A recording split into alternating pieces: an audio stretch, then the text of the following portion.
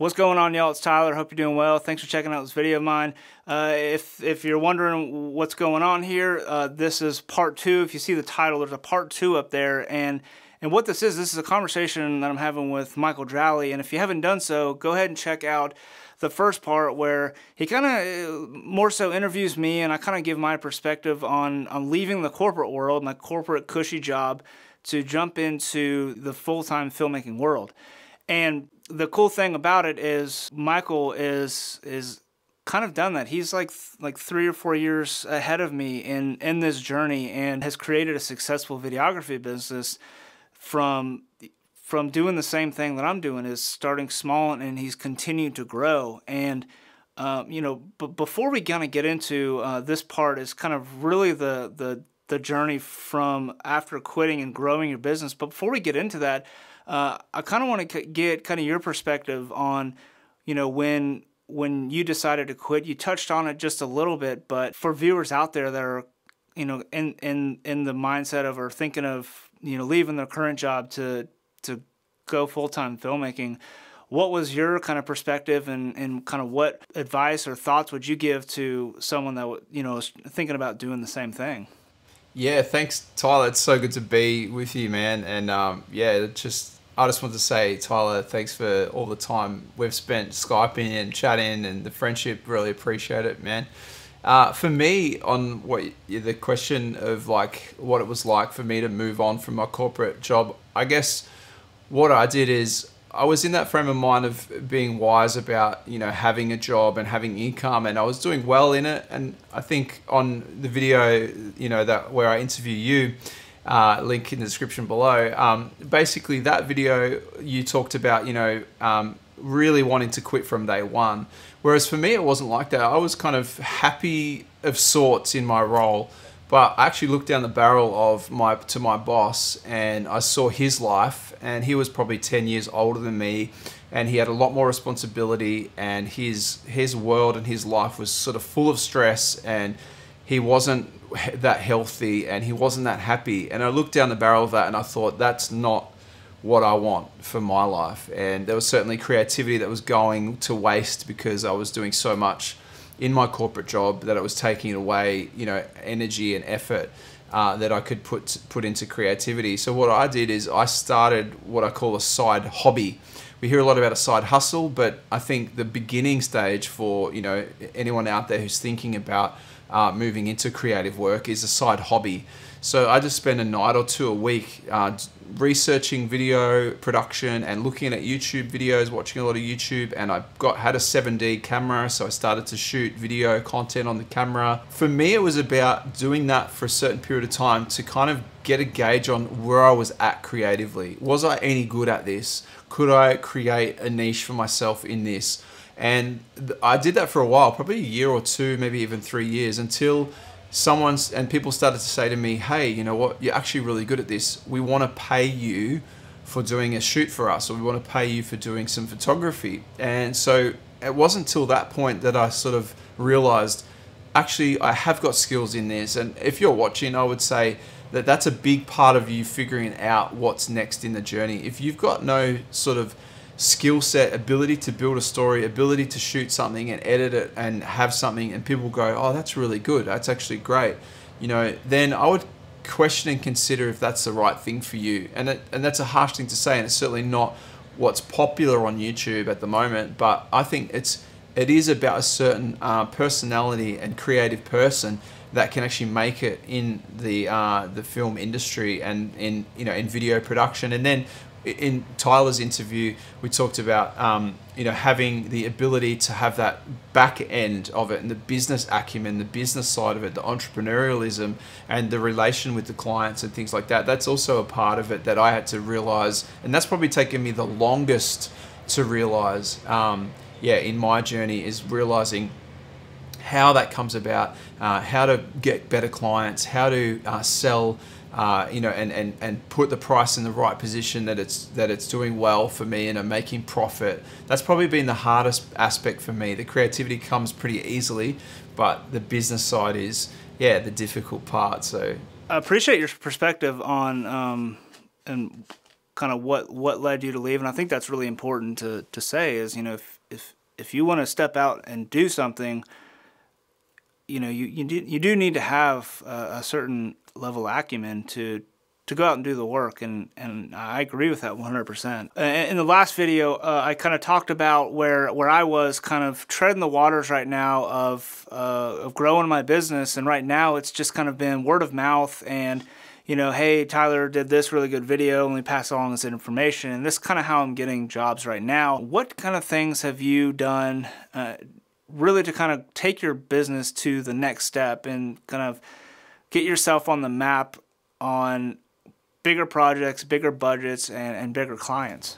Yeah, well, what I did early days is I was obviously similar to you, just working on word of mouth and sort of generating, you know, my portfolio, getting that together, doing some free work when the opportunities were there to get different types of work on my portfolio.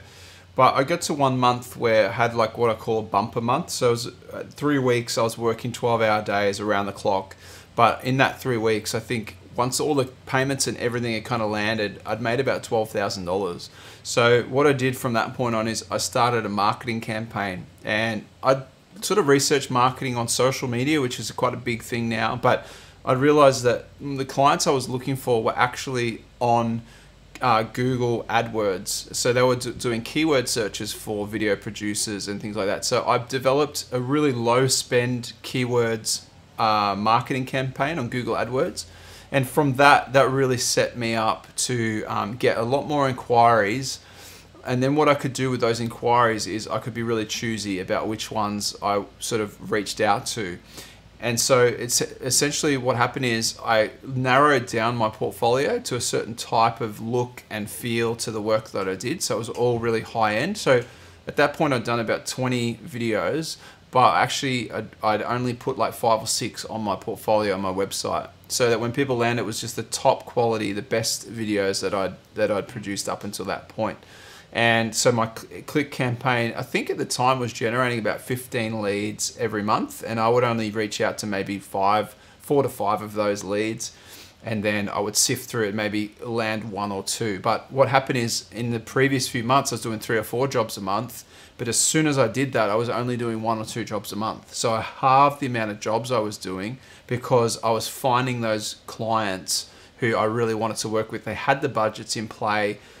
They knew what they wanted, and that, you know, they'd done video before as well. So they knew the process. So I wasn't educating, because when you're working with businesses who haven't done video before, it's a lot of education. So if you're like, hey, you know, friend of mine, or, you know, person who got referred to me who doesn't have a video and has a business but wants a video on Facebook or YouTube or on their website, you're having to do a lot of education to educate them on what kind of video they need and what this looks like, and how, you know, how they can be in front of camera and what you should focus on, and all of that takes a lot of time. If you get a company that is already well versed in video and they know what they want, they know what they need, then you don't have to go through that whole process. You're literally getting a brief from them. You're creating a concept and sending them a concept. Then from there, they know, you know what the deliverables are, and they're pretty clear on what the direction of the video is. And from there, you can really just create something that's going to work for them, and you don't have to go through the whole education process. So I realized early on that I need to kind of cut out that education process, because you might be with a client and bring them up to a point where, like, well, yes, we need video, we want video, yes, this is the video we want, that's the creative, excellent, excellent. And then you give your price, and they go, oh, we can't afford that. We don't have $4,000. We've only got $2,000 or $1,000. And so you do all this work and then you get knocked back. So to cut all of that out, I basically realized early on that I wanted to work with top tier clients. And that meant my work had to get better quickly. I had to figure out how to make, you know, like the EOS R look like a much more expensive camera. I had the 5D4 at the time.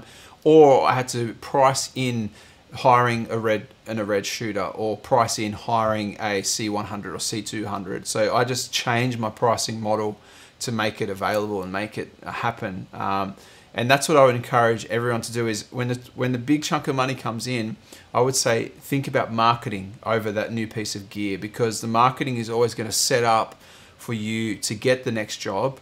And also the job is going to dictate the gear and the level of gear. And the bigger job is going to have a budget for rental. So you might be able to be like, hey, I really like the Red Epic, or I love the Canon C200. Well, rent it a few times on a job, see how it works. And then, you know, that's a way you can step up into using bigger cameras, is getting the right clients who've got the right budgets, and you can put a rental price in there for the gear. So yeah, hopefully that's helpful to someone out there. So you've talked about kind of growing and using SEO and AdWords and really kind of molding your website into something that is going to look really polished and professional. And although it may not have your entire work of your reel or anything, it has your best work, kind of the cream of the crop.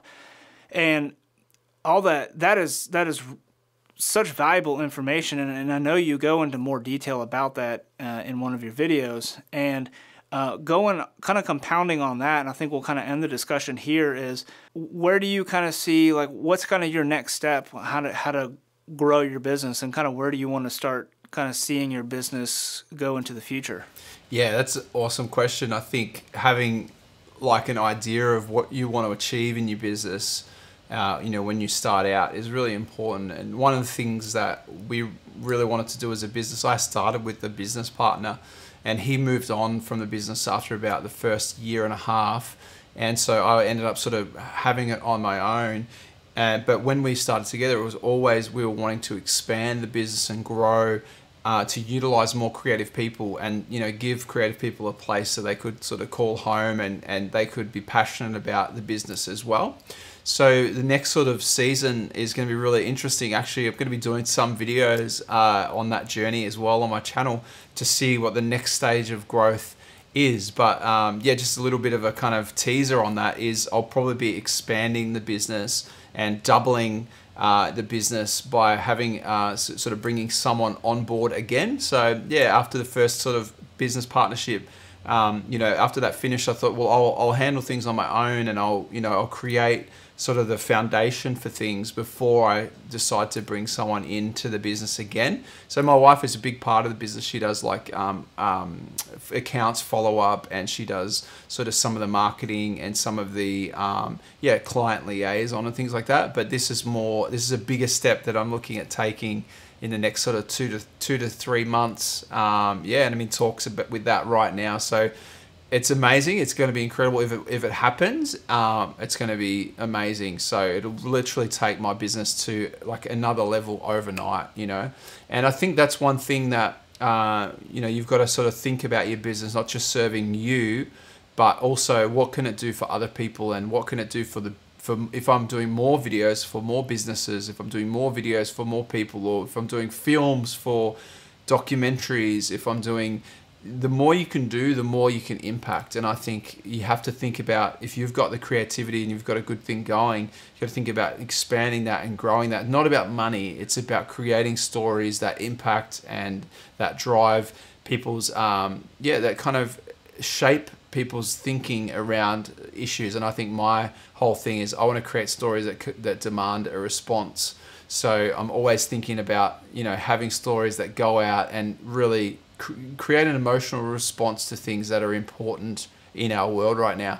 And that's kind of my ultimate goal, is to do sort of documentary projects and humanitarian projects that really impact the world. So yeah, growing my business in this next little season. I'll keep it a little bit under wraps, but yeah, if you follow along on my journey, and yeah, you can find out more about that in the coming months. I can't tell you how much I appreciate just not only the time that we've had together just right now, just chatting, but the friendship that we've kind of struck over YouTube. I mean, I don't know how far apart we are, but South Carolina to, you're in Queensland right now, right? Yeah. So, I mean, it's insane that, you know, the collaborative community of YouTube. And, you know, I would encourage you to, if you're watching this, to reach out to other fellow YouTubers, whether they're in your area or they're on the other side of the world. Literally, you can still have collaborative conversation and just good conversation, make new friends, and just get to know other people in the industry and get different insight. And so Michael, thank you so much for coming on, kind of having this conversation. I'm really stoked for your business and to see where it's going and kind of what this next year has for you. I'm stoked to see what's going to happen with my business as well. And yeah, I'm just stoked that we can kind of, you know, buddy up, kind of keep up with what's going on within our respective businesses, and stoked to see your channel grow and see all that. So anyways, guys, I think we're going to wrap this up, but I appreciate y'all watching, appreciate y'all tuning in. Definitely go check out part 1 of this conversation if you haven't done so already. Definitely give Michael some love. Definitely subscribe to his channel. He has awesome content. He's just a super technical guy, but he's also just creates stellar content, creates vlogs, all the kind of stuff. I mean, that's why I love his channel, because I feel so much similarities with it. It's just like we were talking earlier. It's like entertainment and informative, and that's kind of where I love want to be my channel, and his channel obviously does that as well. So definitely go check out his channel. If you like this and you want to see more content like this in the future, hopefully we can do more collabs in the future. Definitely hit that subscribe button down below. Give it a thumbs up, and leave a comment below. I'd love to just kind of hear the conversation. I want to keep the conversation going down in the comments on, you know, how you started your business, and even if you're not a filmmaker, how you started your own business and kind of stepped out and did your own thing and grew it, and kind of what you thought. I'd love to see this just to be a big conversation thread down in the comments below. Well, anyways, guys, thank you so much for watching. Michael, thank you so much for calling in, and yeah, we will see y'all later.